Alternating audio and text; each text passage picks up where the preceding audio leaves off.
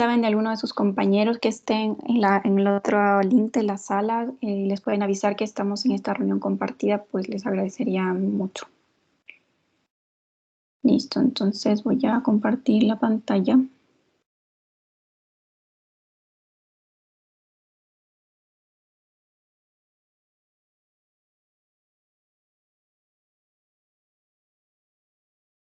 Estamos trabajando en esta sección que se denomina distribuciones de muestreo. Voy a volver al inicio. Y corresponde a identificar cuáles son las distribuciones de los distintos estadísticos. Entendemos por estadístico a cualquier combinación de las variables que se observan en una muestra aleatoria.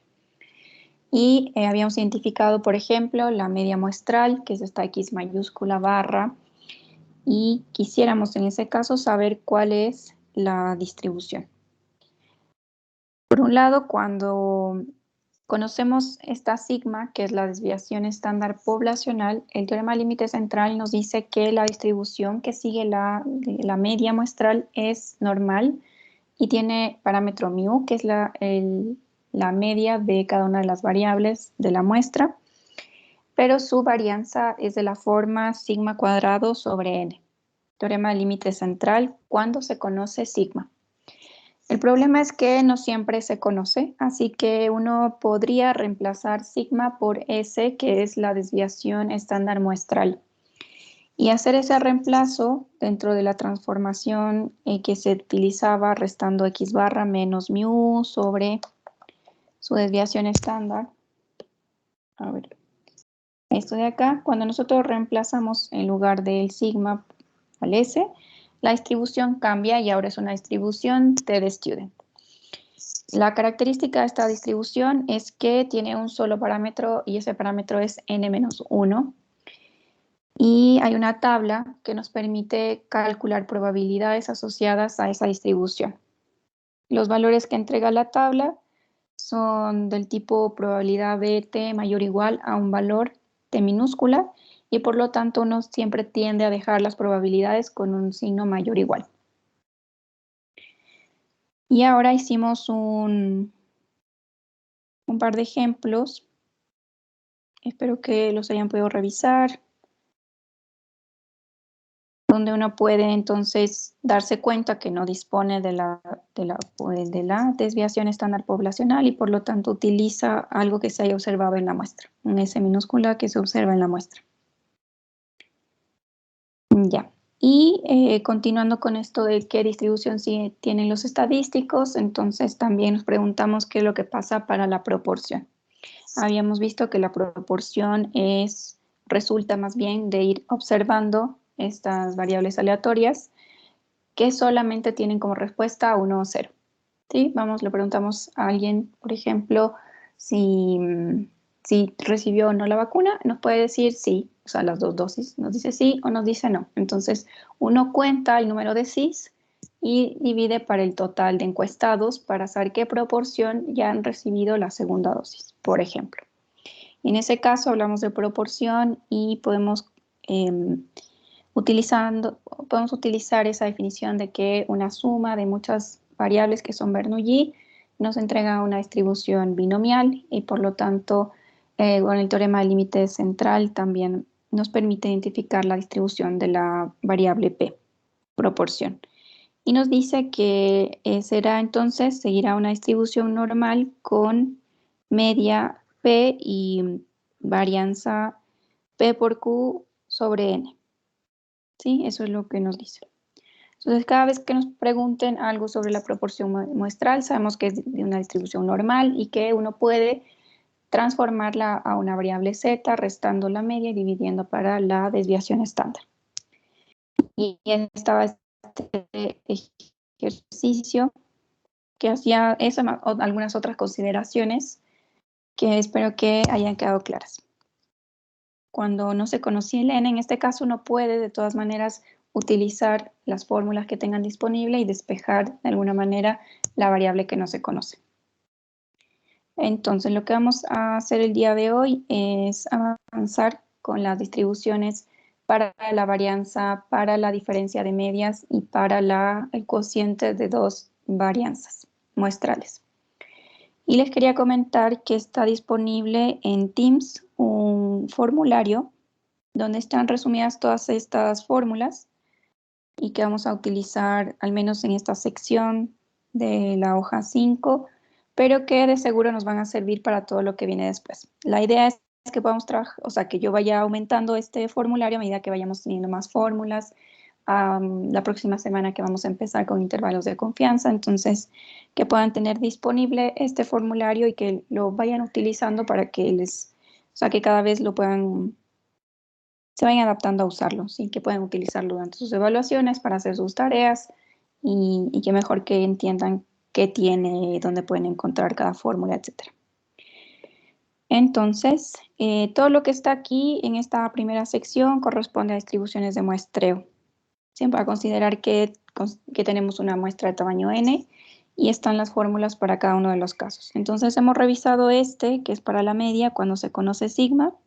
Sabemos que podemos utilizar la distribución z. Si no se conoce sigma, entonces utilizamos la distribución t. Y en la proporción, cuando se conoce p, o si no se conoce, uno puede asumirla como igual a 0.5, también es normal y por tanto vamos a utilizar la tabla de la distribución normal z. Y ahora vamos a revisar que es el intervalo, no, perdón, la distribución muestral para la varianza. Este otro caso que es para la diferencia de las medias.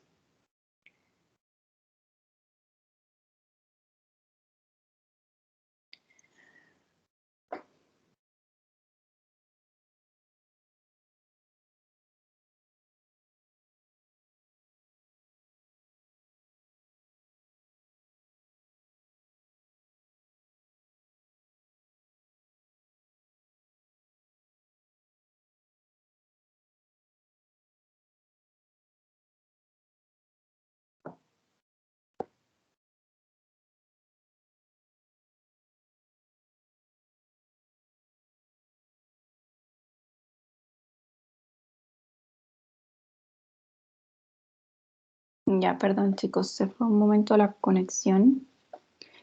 Les estaba contando que, bueno, que vamos además a mirar el día de hoy la distribución para la diferencia de las medias muestrales y este caso que es para la razón de dos varianzas.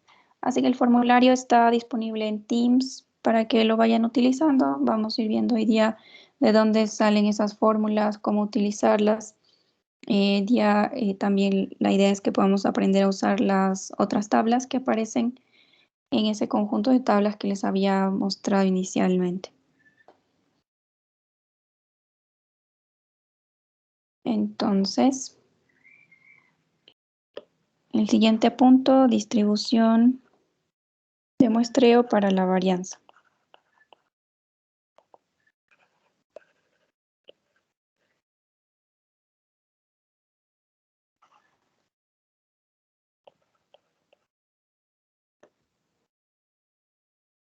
En este caso, varianza muestral, ¿sí? Solamente ese cuadrado. Bueno, lo que vamos a asumir entonces, como los casos anteriores, es que tenemos una muestra aleatoria de tamaño n.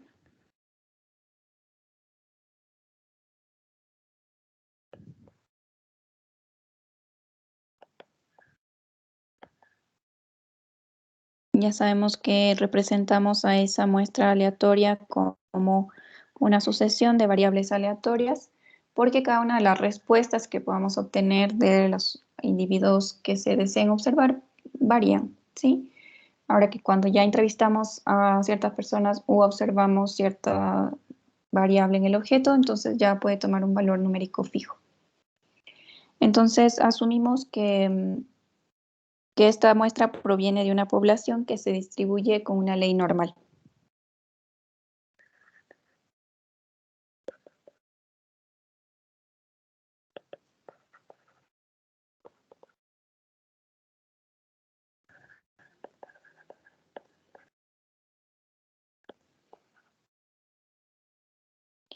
Bueno, como es normal, ustedes saben que para definir esa distribución se necesitan dos parámetros, la media y la varianza.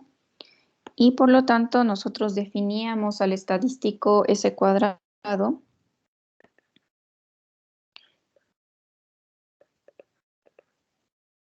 como 1 dividido para n-1, la sumatoria desde igual 1 hasta n de los xi menos el x barra al cuadrado. Esa es la definición, ir midiendo qué tan distinta es la variable de la media muestral, también vista como una variable aleatoria, y por lo tanto lo que nos interesa es saber qué características tiene esta S cuadrado, vista como una variable aleatoria. ¿Sí? Esto, variable aleatoria, porque estas son variables aleatorias y esta es una variable aleatoria.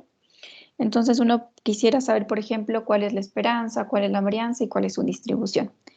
En este caso, lo que podemos identificar es que la esperanza de esta variable aleatoria es justamente la varianza poblacional, y en este caso se dice que satisface la propiedad de ser un estimador insesgado. O sea, S cuadrado es un estimador insesgado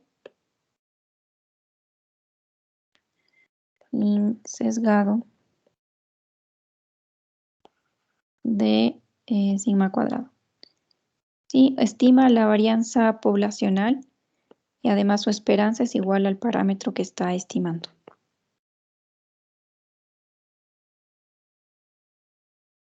Ya. Y segundo, que la varianza de esa variable aleatoria es 2 sigma a la cuarta sobre n-1. Son valores que podrían preguntarnos, servirnos, pero en realidad ni siquiera los vamos a demostrar aquí. La demostración es un poco complicada y no hace falta. Lo que sí, la propiedad 3, que es la más importante, nos dice que si uno define la variable aleatoria n-1, S cuadrado, sigma cuadrado, es una variable aleatoria porque esto es variable aleatoria. Entonces, lo que sí sabemos es que esta tiene una distribución G cuadrado.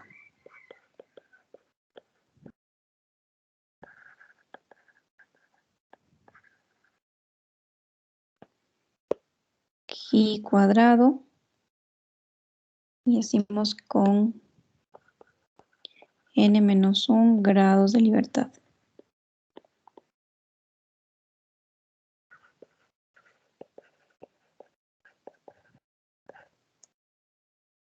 Sí, no podemos conocer quizás directamente cuál es la distribución de S. No sabemos esto a qué podría ser igual, pero lo que sí sabemos es que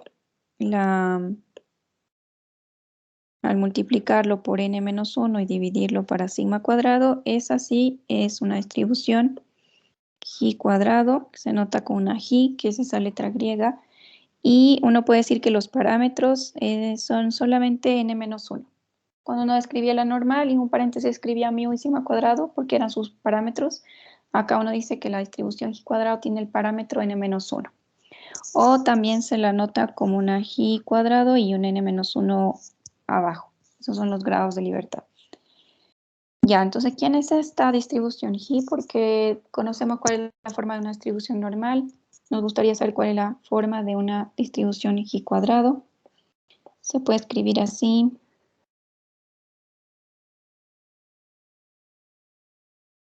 En general la forma es como asimétrica, no es simétrica como la distribución normal. Puede tener una cola más larga que la otra. En general es asimétrica hacia la izquierda. Quizás un poco más pronunciada esa asimetría.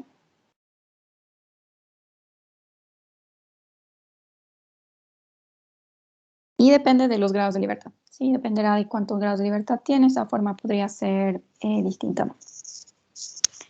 Entonces, lo que necesitamos saber es, por ejemplo, si nos dicen la probabilidad de que S cuadrado sea menor o igual a un S, quisiéramos entonces poder responder este tipo de preguntas Y lo que hacemos entonces es decir, bueno, yo no conozco cuál es la distribución de ese cuadrado para buscar en una tabla, pero lo que sí sabemos es que esta distribución G cuadrado tiene una tabla y podemos buscar sus valores ahí.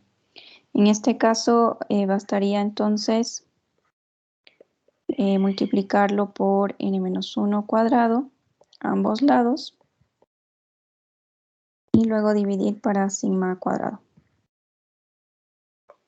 ¿Qué es lo que pasa? Que ahora sabemos que lo que nos queda en el lado izquierdo es una G cuadrado, y entonces buscaríamos este valor en la tabla.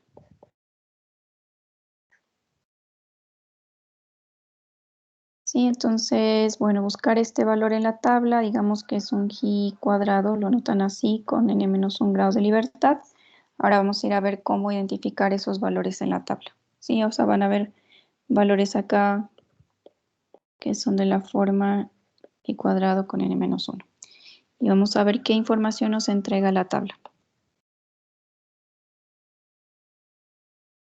Ahora le subí también una tabla a Teams donde está una distribución G cuadrada distinta a la que tenemos en este otro grupo de tablas, porque la que está disponible acá no tiene muchos valores. Hay muy pocos, entonces decidí ponerles la otra que tiene más valores de probabilidad. Es muchísimo más grande que esta. En todo caso, de hecho son distintas. Esta tabla que está acá nos entrega la probabilidad de que sea menor o igual a algo, ¿sí? Así que cuando lleguemos a tener esta probabilidad de una G cuadrado menor o igual a algo, podemos utilizar la tabla. ¿Qué nos dice la tabla? Entonces, fijémonos que depende en este caso de dos valores, porque así vino diseñada, pero en realidad lo que nos interesa es dónde están los grados de libertad, porque ese es el único parámetro del que depende la distribución. En este caso, los grados de libertad están notados con una B minúscula, y acá entonces en la primera columna estarían esos valores. Hay muchísimos, así que son todos los que podríamos analizar. Ahora, una vez que identifiquemos cuáles son los grados de libertad, hay que saber que lo que está dentro, esos valores que se dibujan acá, corresponden a esos G cuadrados con grados de libertad. Son justamente los valores, como cuando buscábamos en la normal los zetas están adentro, digamos aquí, pero ahora no se llaman zetas, sino que se llaman Gs. Y por lo tanto uno viene y busca acá el G cuadrado que sea más cercano al valor que nos preguntemos, y en la primera fila encontramos la probabilidad. ¿Sí? Aquí está alfa, que está representando la probabilidad. Entonces, por ejemplo, yo agarro un número cualquiera por aquí. Entonces yo sé que esta está representando un valor para una G cuadrado con 8 grados de libertad. Y lo que me dice es que la probabilidad de que esa G cuadrado sea menor o igual a 1.646 es igual a este valor de probabilidad, 0.01, donde G cuadrado tiene una distribución G cuadrado con 8 grados de libertad. Entonces, nos da la distribución que es menor o igual. Siempre fíjense en este gráfico qué es lo que está pintado. En este caso, lo menor o igual. En la T, por ejemplo, era lo mayor o igual. Acá era lo menor o igual. Y uno siempre puede calcular la otra parte restando 1 menos eso, ¿no? Este es Fisher. Ah, es que estoy en esta, ya. Acá uno siempre puede calcular cuánto vale esto, restando 1 menos lo que vale hacia abajo.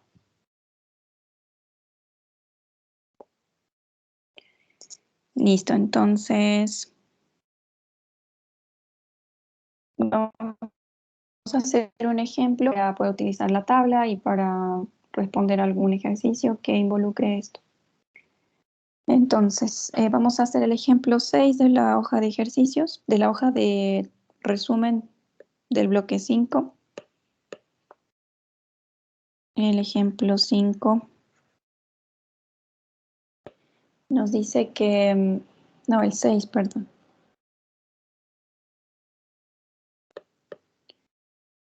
Determinar la probabilidad de que una variable con distribución G cuadrado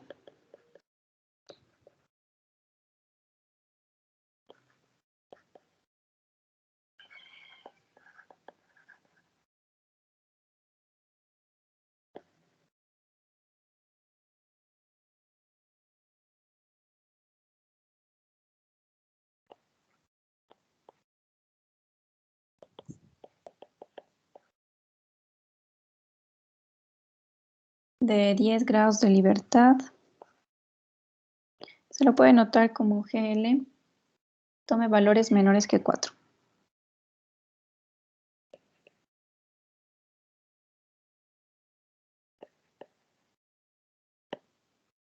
Listo, entonces nos dice que es una distribución G cuadrado con 10 grados de libertad. Entonces nos pregunta cuál es la probabilidad de que esa variable tome valores menores que 4. Y bueno, eso es justo lo que nos da la tabla. La tabla nos dice, si ya tengo una expresión para G cuadrado con un menor, entonces puede ir a buscar en la tabla. Además sabemos que tiene 10 grados de libertad. Entonces vamos a la fila que tiene 10.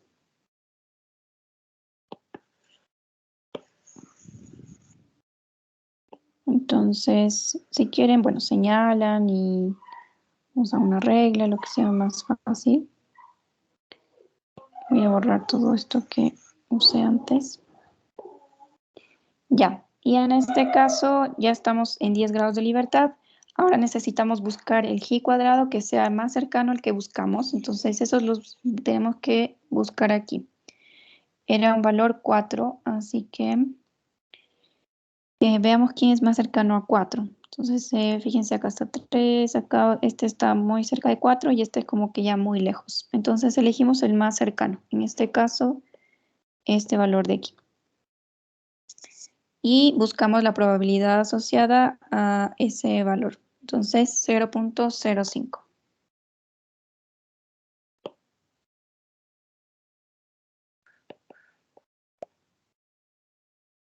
Y eso es todo. Entonces, una vez que ya lleguemos a tener la variable G cuadrado menor o igual a algo, buscamos ese algo dentro de la fila de grados de libertad y recuperamos la probabilidad que aparece en la primera fila. Ahora, un ejemplo utilizando la varianza, la distribución de la varianza. O sea, si nos gustaría calcular algo para esa varianza. Y ese es el ejemplo 7 que nos dice encontrar la probabilidad de que la varianza de una muestra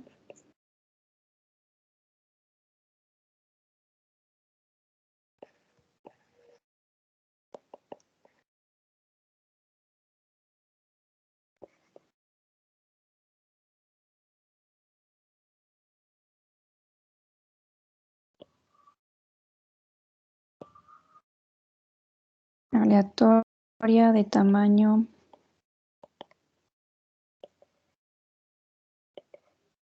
5 y una población normal con sigma igual a 12.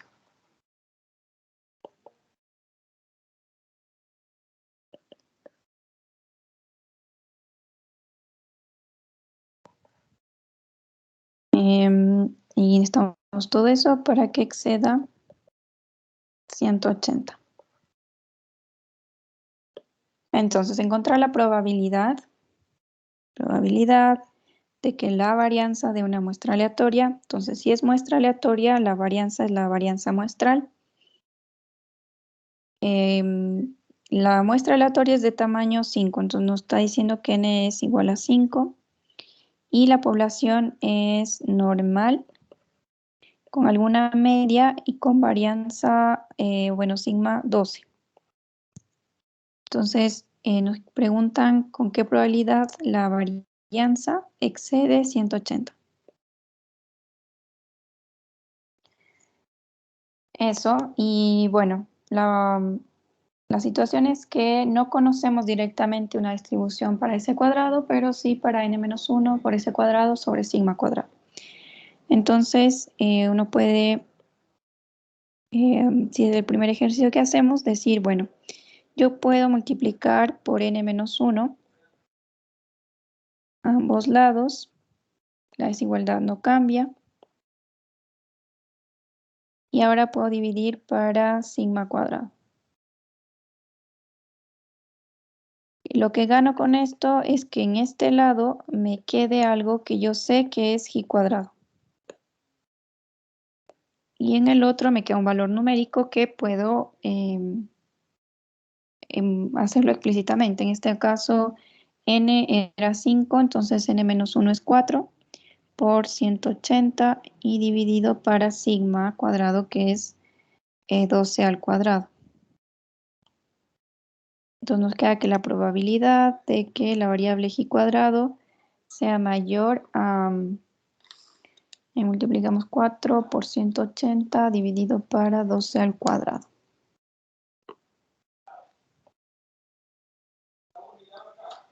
Entonces, si no, nos queda 5. Sabemos que esta g cuadrado tiene una distribución g cuadrado con n-1 grados de libertad. En este caso, 4 grados de libertad. Y si queremos ir a la tabla a buscar, pues sabemos que en la tabla nos dan los g cuadrados que son menores. Y aquí tenemos un mayor. Entonces, vemos el complemento. Perdón, 1 menos esa probabilidad del complemento. En este caso, menor o igual a 5, si quieren. Y por lo tanto, ya solamente hace falta ir a buscar en la tabla la fila de los 4 grados de libertad, buscar cuál es el valor más cercano a 5 y regresar a ver cuál es la probabilidad asociada. Entonces vamos a la fila 4. Esta de aquí y necesitamos algo que sea cercano a 4, que están por aquí en realidad. Entonces el más cercano a 4 es este. Y por lo tanto, ay no, ¿qué estoy diciendo? Era 5, ¿no? 4 los grados de libertad. A ver, voy a volver atrás. Ahí. Eran 4 grados de libertad y 5 el valor que tenemos que buscar, que esté cerca, ¿no? 5. Entonces buscamos el valor más cercano a 5. Podría ser este. Podría ser este o este. Y ahí uno hace la diferencia igual que cuando hacíamos con el z. Ojalá uno de los dos esté más cerca y si no habría que hacer un promedio entre los dos. Con respecto al 1 hay 0.12 entre 5 y este, 0.122. Y bueno, allá hay 0.385 en realidad. Acá 0.385 de diferencia, por lo que el más cercano sería este. Y buscamos ya simplemente la probabilidad que está asociada, 0.7.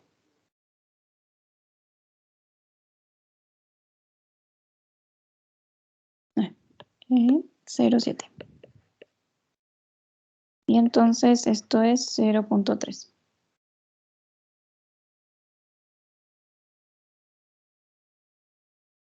Profe, disculpe, ¿podría repetir cómo se veía en la tabla? Claro. A ver, lo primero que necesitamos llevarnos de aquí es cuántos grados de libertad son. En este caso 4. Y necesitamos este xi que hay que buscar allá, que es 5. Entonces primero, grados de libertad. Entonces vamos a esta de acá que se llama, estos son los grados de libertad. La que le ponen B.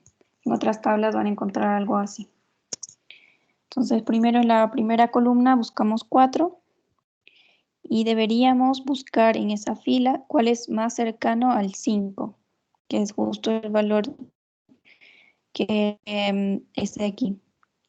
En ese caso vimos que hay dos valores que podrían estar cerca de 5, pero hay uno que está más cerca. En este caso el 4.878. Y como ese es el más cercano, entonces Vamos a borrar esto un rato. Elegimos la probabilidad asociada a ese valor. Ahora la probabilidad acá está anotada como alfa y esa es la probabilidad. Entonces dice que la probabilidad de que el g cuadrado sea menor o igual a 5 es 0.7, donde la g cuadrado tiene 4 grados de libertad. Porque si fuera con otros grados de libertad, entonces estaríamos en otra fila y ahí buscaríamos el 5, generalmente estará asociado a otro valor de probabilidad. ¿Quedó claro, Verónica?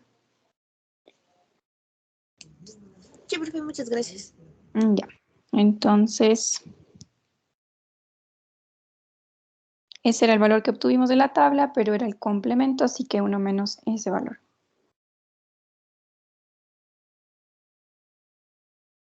Y eso en general va a ser muy simple porque nos va a decir encuentre que la varianza satisfaga tal condición, ser mayor o igual a algo o menor o igual a algo.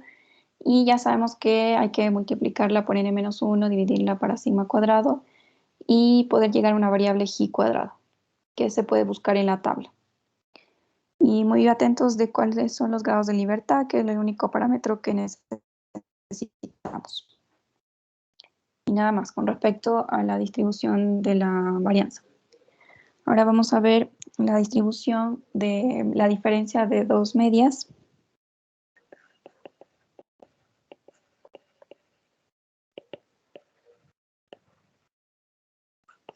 Ahí deben un ratito.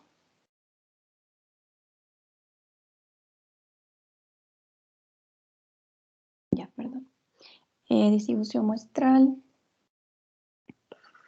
de la diferencia de dos medias. Muestrales, claro, por eso se dice distribución muestral. Esto es x1 menos x2. A ver, un ratito que tengo muchos estornudos.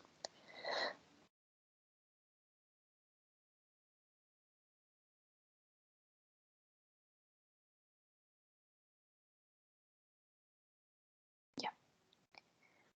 A ver, entonces cuando nos hablen de dos medianas o, perdón, de dos medias o de dos varianzas, estaríamos siempre hablando de dos poblaciones, de dos grupos que tengan alguna propiedad que los haga distintos.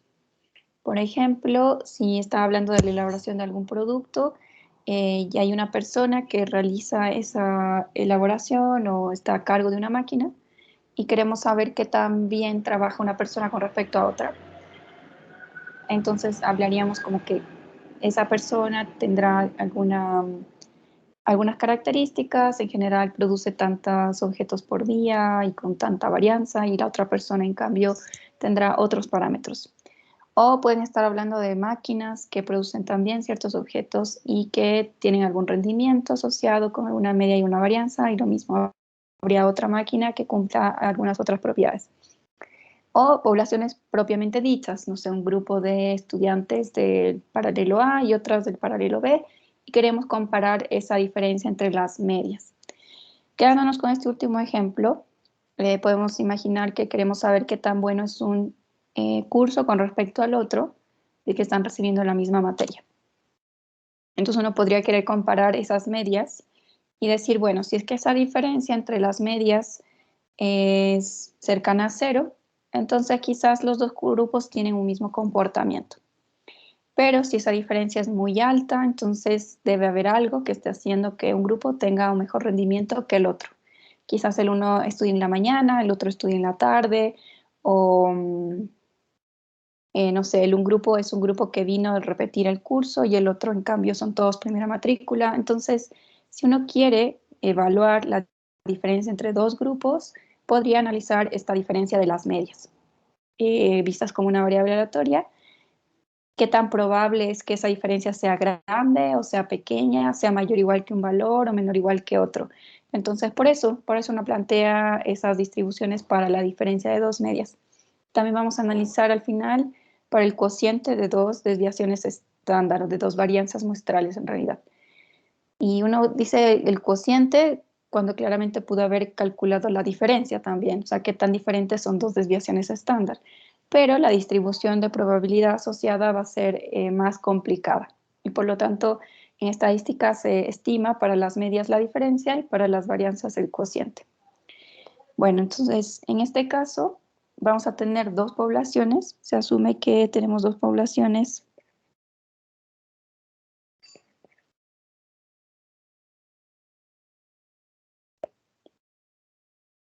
Conocemos de ellas sus medias, entonces llamémosle acá la población 1, que tiene media μ1, y acá que tiene varianza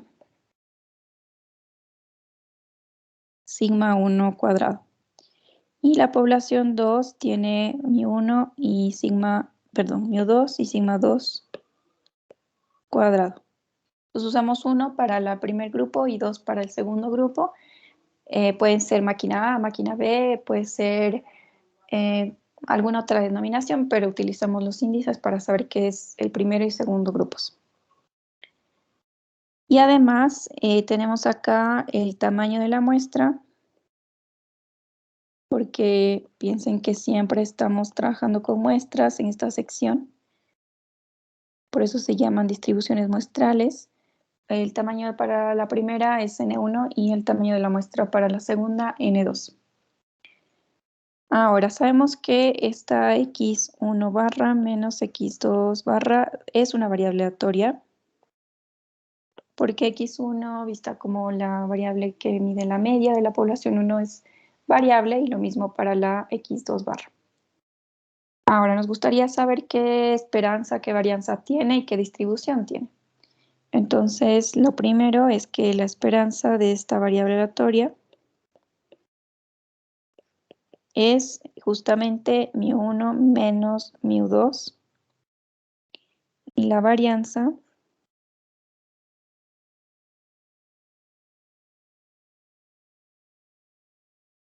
se cumple, que es igual a sigma 1 cuadrado sobre n1 más sigma cuadrado 2 sobre n2. Y lo que nos dice el resultado, bueno, si esto puede ser el 1, 2 y el 3, es que si n1 y n2 son suficientemente grandes,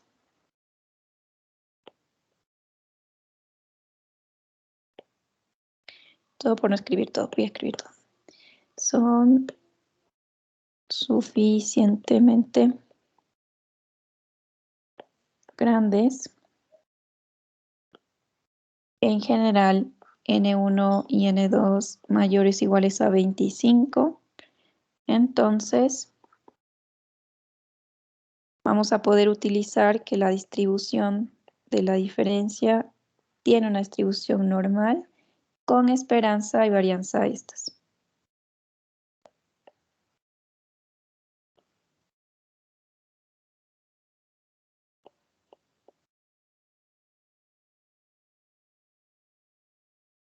Y ya, o sea, cuando nosotros conocemos la distribución, pues estamos listos. Tenemos qué forma tiene la distribución, normal. ¿Cuál es su esperanza? μ1 menos μ2. ¿Y cuál es la varianza? Sigma 1 cuadrado sobre n1 más sigma cuadrado 2 sobre n2. Y podemos responder a cualquier pregunta que nos hagan con respecto a ese promedio, o sea, esa diferencia de las dos medias muestrales.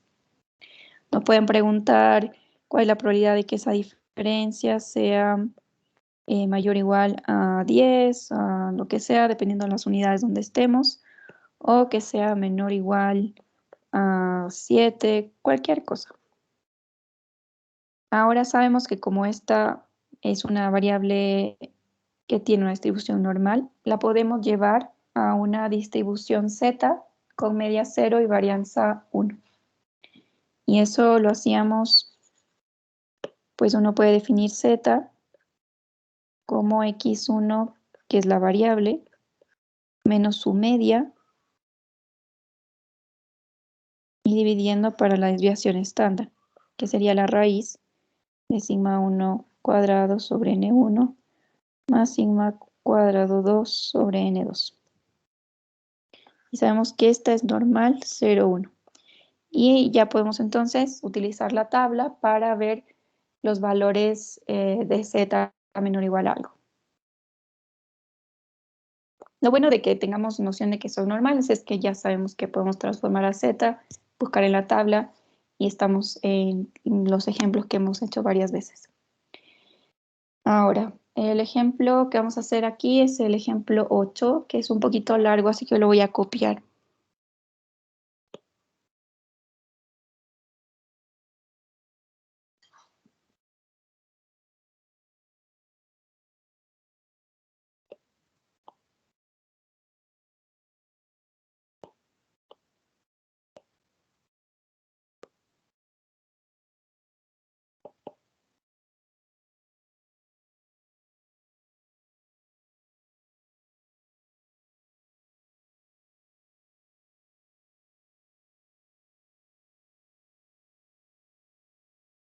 Ya, lo que nos dice es que una marca de automóviles tiene dos plantas que ensamblan el mismo modelo de autos. Entonces ya ven que esto es un problema con dos poblaciones. Los automóviles se ensamblan en dos plantas. Habrá una planta 1 y una planta 2. El rendimiento medio de estos automóviles debe ser de 40 kilómetros por galón, con una desviación estándar de 5 kilómetros por galón. La empresa tiene la política de regularmente comparar los rendimientos de los carros ensamblados, escogiendo muestras aleatorias en las dos plantas. Se tomaron estas muestras de tamaño 30 y se obtuvo el rendimiento promedio de cada una. Nos pide hallar la probabilidad de que la diferencia entre los promedios de rendimiento sea menor a 2 kilómetros por galón. Ya, entonces vamos a identificar en nuestra población 1 quizás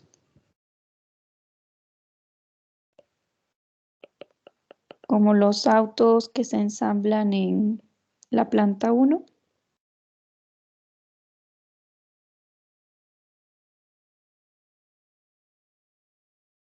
Se escribe así, ensamblar. Uy, no sé.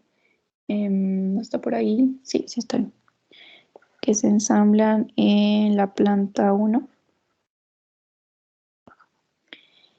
Y veamos qué características tiene la población 1. Nos dice que si medimos el rendimiento medio, o sea que X1, rendimiento medio,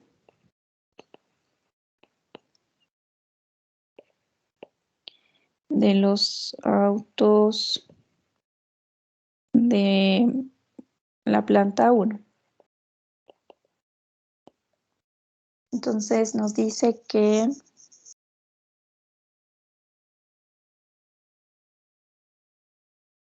nada, solamente nos da una información de que N1 y N2 son iguales a 30. Y lo que sabemos es que en general el rendimiento de los automóviles debe ser de 40. Esta debe ser la media y esta la desviación estándar. A ver, en esto es importante que nos fijemos que los dos primeros valores que nos dan no están asociados a una muestra, son la población. Sí, nos dice que en general los automóviles no nos dicen de la planta 1 ni de la 2, sino que todos tienen un rendimiento medio de 40. Entonces eso hubiese sido bueno ponerlo primero. Acá voy a poner una I para poner que es para I1 igual a 1 e igual a 2.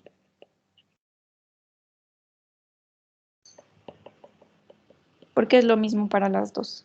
Las dos tienen la misma N, así que N1 y N2 son iguales a 30.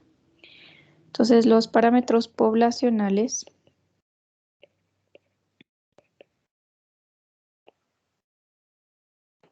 son mu igual a 40 kilómetros por galón.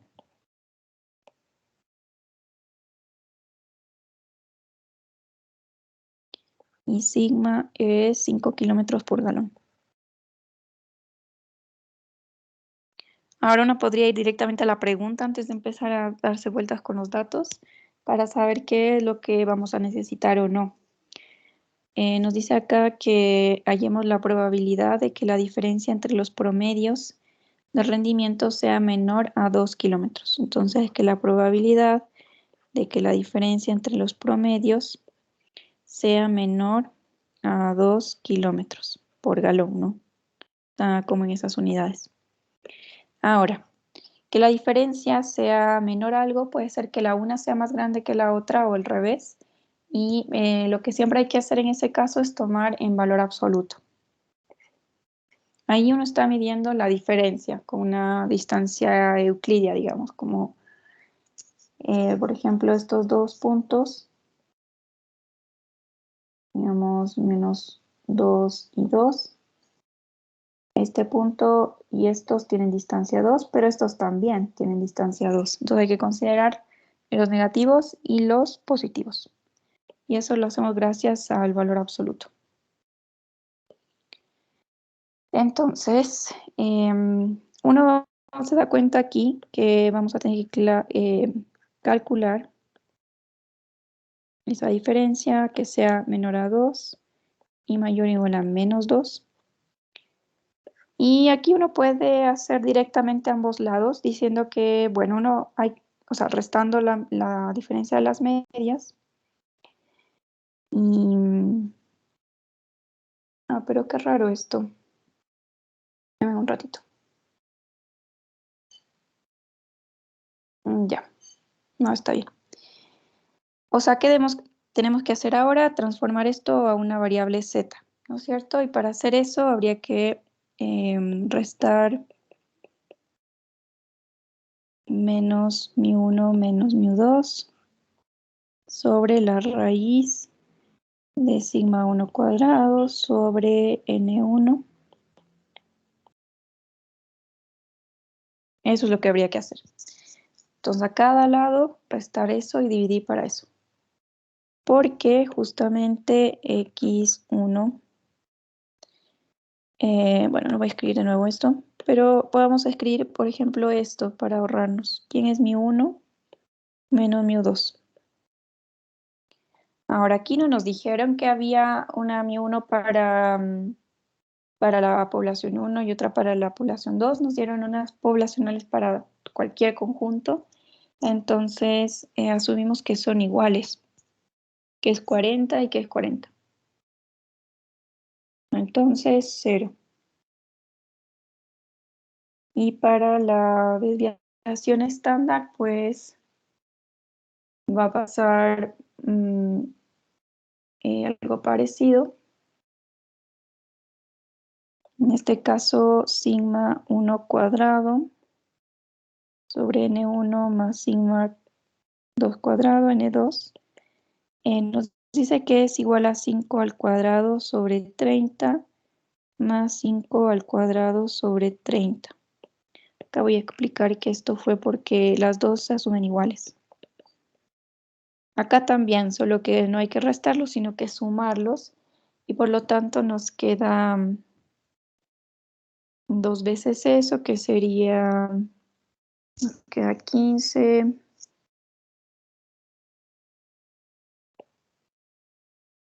Y eso seguro se puede simplificar. 5 al cuadrado es 25, 15avos.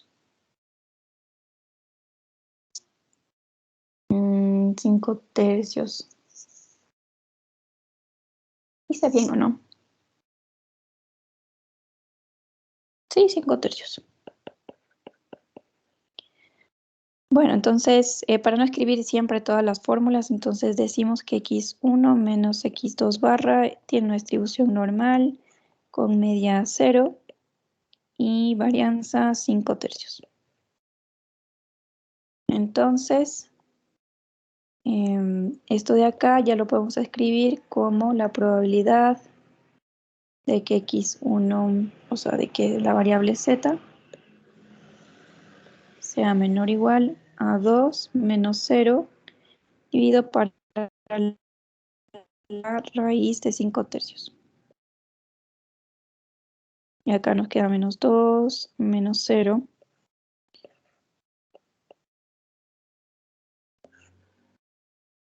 Ya, y entonces voy a borrar esto.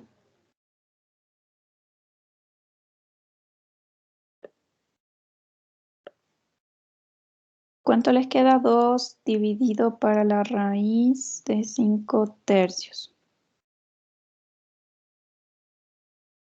1.55 dice.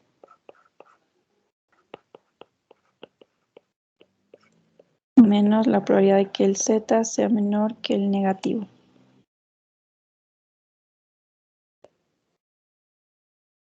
¿Ya cuánto les da eso? La que z sea menor a 1.55.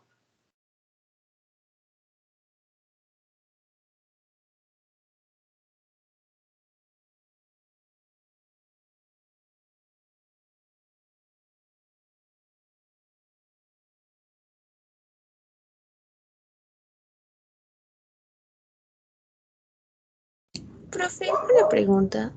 Dime. ¿Aquí le tomamos el valor absoluto porque no nos dicen cuál quiere la diferencia? O no entendí bien por qué le tomamos el valor absoluto. Sí, lo que pasa es que nos dice que la diferencia entre los promedios sea menor a 2. Ya, pero es que depende de qué signo tome. O sea, que X1 puede ser mayor que la otra, pero seguir teniendo una distancia de 2, o al revés. Entonces uno debe considerar que las distancias sean entre menos 2 y 2. Y eso se hace con el valor absoluto. Por si la una es más grande que la otra. O sea, en realidad lo que debería decir es que la distancia entre los promedios sea 2. Y así nosotros sabemos que las distancias, como les había dibujado en ese intervalo,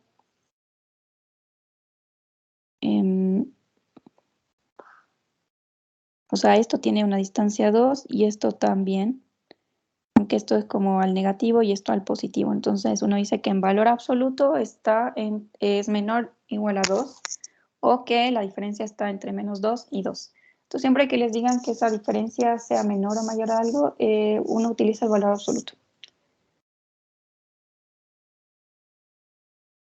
Porque no sabemos esa diferencia si va a ser positiva o negativa. Y nosotros queremos que quede el positivo, digamos. No sé, Verónica, ¿es más claro ahí?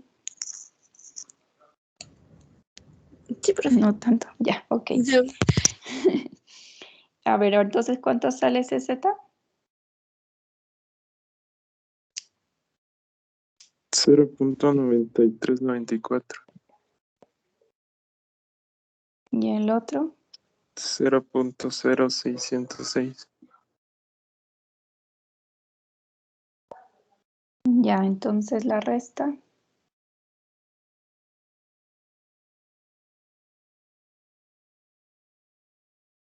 Algo así como 0.9394 menos 0.606. 0.8788, profe.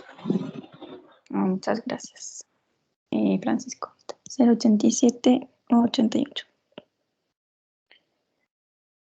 Eso, entonces, dado que hay dos plantas de ensamblaje, ¿cuál es la diferencia? O sea, ¿con qué probabilidad la diferencia es menor a 2 en el sentido de kilómetros sobre galón? Y nos dice que hay una probabilidad bastante alta de que esa diferencia sea inferior a 2. Y eso es muy bueno porque quiere decir, bueno, dependiendo del estudio, pero en este caso lo que nos dice es que ambas plantas están generando automóviles con promedios de rendimiento muy parecidos, porque la distancia entre estas dos muestras, de estas medias muestrales, es menor a 2 con mucha probabilidad.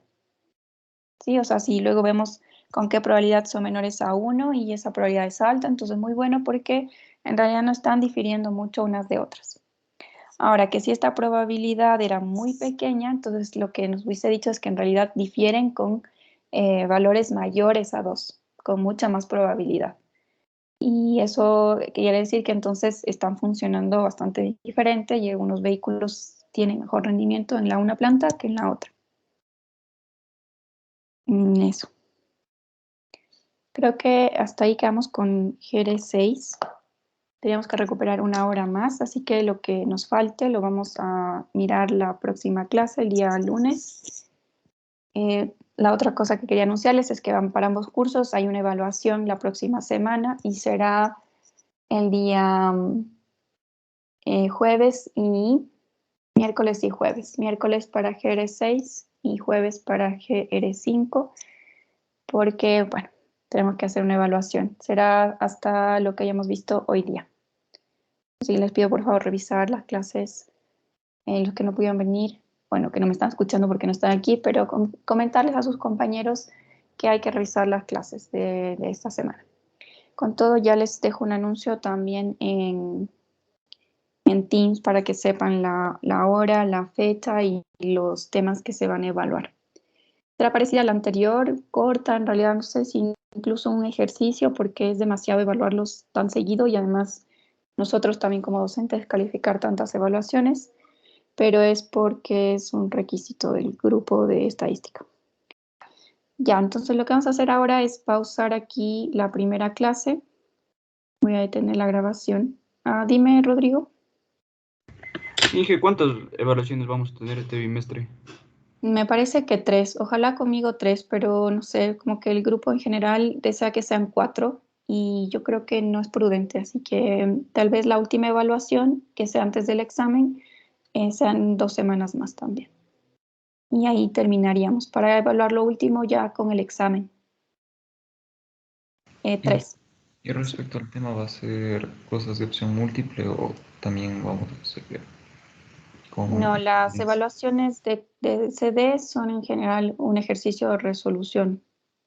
Lo que estoy pensando es que sea uno nada más. O sea, que sean estas distribuciones. Ya ven que uno solamente busca qué caso es y luego utiliza la fórmula y hace un pequeño análisis quizás, pero va a ser súper sencilla, así que no se preocupen en la siguiente evaluación. No hay mucho, no hay nada complicado o cómo complejizar este tema, así que va a ser algo muy similar a los ejercicios que hayamos hecho en clase. Ah, ya, porque, o sea, solo serían de este tema que ahorita, o sea, de estos temas que vimos recién, o de las Sí, anteriores exacto. distribuciones también. No, o sea, que eventualmente puede parecer algo, pero no, va a ser súper enfocado a esto, distribuciones de muestreo y teorema del límite central. Listo, profe, gracias. Ya, chicos, entonces permítanme antes de que se vayan los de GR6 y saber si hay gente de GR5 todavía, voy a parar la grabación y ya nos despedimos.